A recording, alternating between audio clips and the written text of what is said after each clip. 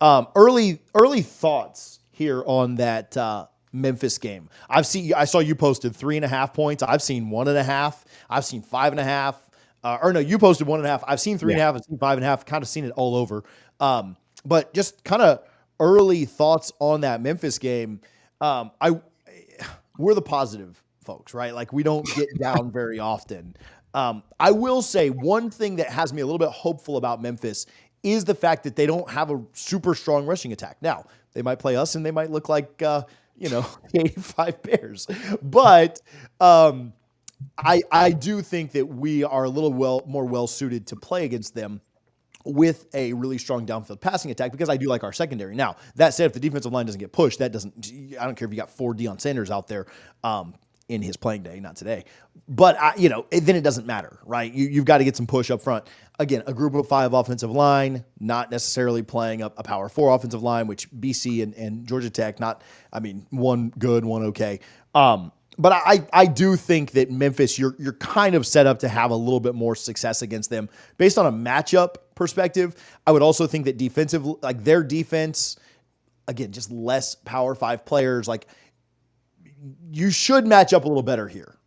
All that said, Vegas is telling you it's going to be a close game within a touchdown, whether that's 1.5 points, whatever. What's your concern level? High, very high.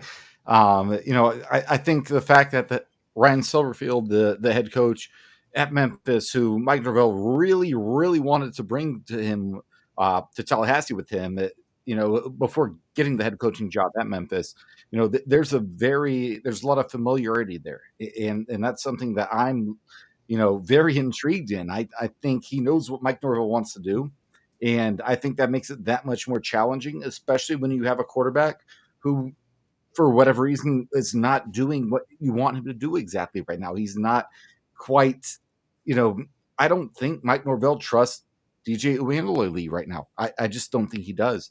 And Silverfield, I think, is a phenomenal coach. And I don't think he'll be at Memphis long. I think he's going to get better opportunities, and they will be much deserved. But yeah, the spreads are kind of all over the place right now. I haven't checked, Hard Rock Bet or Bovada or any of the ones that I kind of trust the most. But to your point, TJ, everywhere from 1.5 to 5.5 points, that doesn't make you feel good, right? Like you'd like that to be 13.5. Not that it mattered against Boston College or Georgia Tech, sure, but you'd like that to be a lot higher than that. And I think this is going to be a very difficult game, unfortunately. And it sucks to say that as a Florida State fan sitting here 0-2 on the season, but I do think it will be a tough game. I think it's a game you should win. And if you come out and execute the game plan that you have in place, you should win this game. But again, I'm not mad at even on the low end, the minus 1.5 point spread, because if I'm a gambling man, why not put some money on Memphis money line at this point, TJ? Well, I think that's where a lot of the money is going to come in this week, and I wonder if the line doesn't continue to move that way. Now, I do think some money will come back in on the other side, and I think that'll even it out, because people are gonna, no matter how bad we look, people are gonna say they got too much talent for me to let the money go all. And if I can get Florida State at -1 plus money, whatever, I think that's gonna help. ESPN's FPI 73%. Florida State has a chance to win this. Well, even with how bad we've looked, that gets adjusted weekly. This was up over 90% before the season started. ESPN is still saying that. ESPN Bet specifically has -3.5. BetUS doesn't have anything listed on the game just yet. I'll give BetUS some love here in a moment. But, man, Richie, if the Noles win this game and they can kind of start to right this ship, right? This I don't think it's as bad as okay, so Florida last night beat Samford. And they've got some promise with Lagway at quarterback. I wonder what what he looks like against a real opponent. But I think their fans are still very much in wait and see mode. And it's well, that's Samford, let's do that against a real opponent. But it'll kind of be like that for Florida State if you win. But I think BC and Memphis are kind of along the same lines. And so if you can beat Memphis, I think you feel a little bit better just about what things are going forward.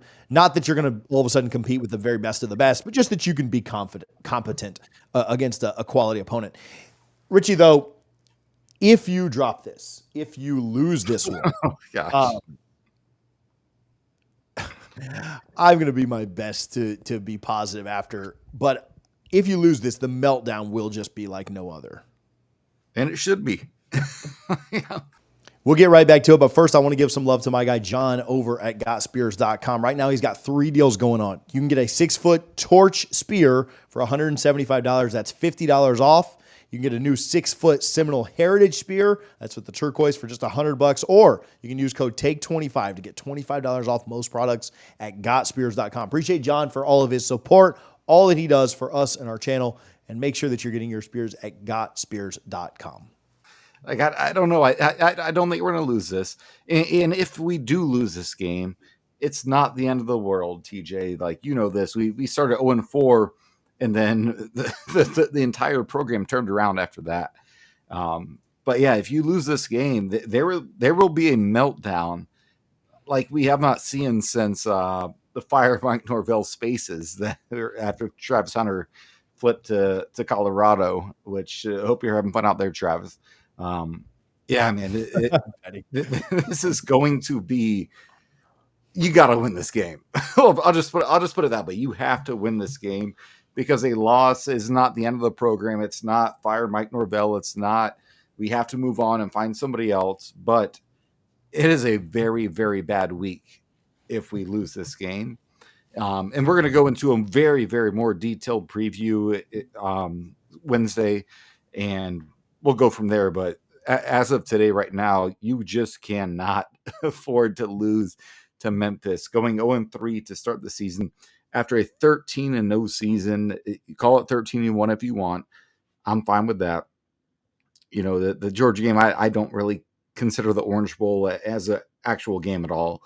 But yeah, like this is a game that you have to win. And especially being Mike Norvell's former team, I think that makes it that much more important than saying, you know, you brought Memphis in here for a game and you cannot lose to them. You just can't lose to your former team. That would be an issue. And if you do, then what are we even doing here? You know, Mike Norvell just signed a contract, his buyout, and nobody's calling for Mike Norvell to be fired. I'm not calling for it. TJ's not. Nobody is calling for Mike Norvell to be fired. But he has a $63 million buyout right now. There is no chance he's getting fired after this season. He could go 0-12. You're not going to fire him. You're in the middle of a lawsuit with the ACC, and then you have this going on. It's just not going to happen. So I think Florida State just needs to, as a family, we just need to rally around our team and hope that we can win this Saturday, win this game against Memphis, and then just start stacking some wins, right? That's all we need to do, start stacking some wins. And I think if we do that, then, you know, this season, through 2 weeks, we thought it was over. The season's done. It doesn't have to be that way. Win Saturday, win the next Saturday, beat Clemson, upset Clemson. All of a sudden, okay, like this season has a chance to be really good for us. You know, we're not going to finish 10-2. I'd love for us to. You can finish 9-3. Why not go out and do it?